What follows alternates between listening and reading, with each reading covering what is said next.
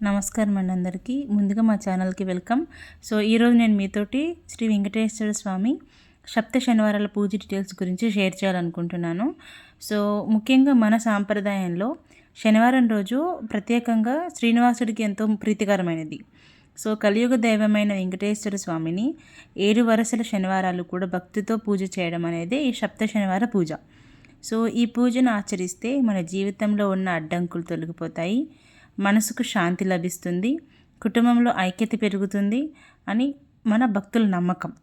So సప్త శనివార పూజలో ప్రధానంగా వెంకటేశ్వర స్వామిని శుద్ధ మనసుతో పూజ చేయాలి. సో దీపం వెలిగించి నైవేద్యం సమర్పించుకోవాలి. ఈ పూజలో ముఖ్యమైన విషయం ఏంటంటే ఆడంబరం కాదు, ఎంత గొప్పగా చేసామనేది కాదు, భక్తి మరియు నమ్మకం మాత్రమే. వ్రతాన్ని మనం ఓర్పుతో నమ్మకంతో పూర్తి చేస్తే శ్రీనివాసుడి కృప తప్పకుండా మనకు లభిస్తుంది. చాలామంది భక్తులు ఈ సప్త శనివార పూజ చేసిన తర్వాత జీవితంలో స్థిరత్వం, ఇంకా మనసుకి ప్రశాంతత అనుభవించిన వాళ్ళు చాలామంది ఉన్నారు. ఈ పూజ మన కోరికలు తీర్చుకోవడానికి మాత్రమే కాదు, మనిషిలో అహంకారాన్ని తగ్గిస్తుంది, భక్తిని కూడా పెంచుతుంది. ఈ సప్త శనివారాల పూజ చేస్తూ మన సమస్యలను దేవుడికి అప్పగించి మన కర్తవ్యాలను నిబద్ధతతో చేస్తే మిగతా బాధ్యతలన్నీ కూడా శ్రీనివాసుడే చూసుకుంటాడు. సో ఈ పవిత్ర వ్రతం ద్వారా మీ అందరి జీవితాల్లో శాంతి, ఆరోగ్యం, ఐశ్వర్యం ప్రసాదించాలని కోరుకుంటున్నాను. గోవింద గోవింద వెంకటేశ్వరాయ నమః.